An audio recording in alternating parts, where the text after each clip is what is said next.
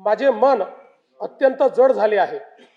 सर्वाधिक वेळा उपमुख्यमंत्रीपद आणि दीर्घकाळ वित्त विभागाची धुरा सांभाळलेले राज्याचे लाडके नेते माननीय अजितदादा पवार आज आपल्यात नाहीत।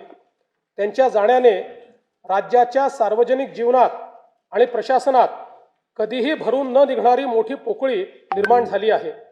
त्यांनी एकूण 11 वेळा राज्याचा अर्थसंकल्प मांडला। अजितदादा व अर्थसंकल्प हे नाते दृढ झाले होते। त्यांच्या करड्या शिस्तीमुळेच महाराष्ट्राची वित्तीय स्थिती कठीण काळातही स्थिर राहिली।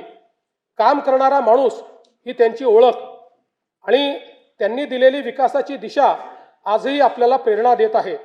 त्यांना श्रद्धांजली म्हणून सर्व मान्यवरांची चर्चा करून त्यांच्या व्यक्तिमत्वाला साजेसे भव्य स्मारक उभारण्यात येईल। तसेच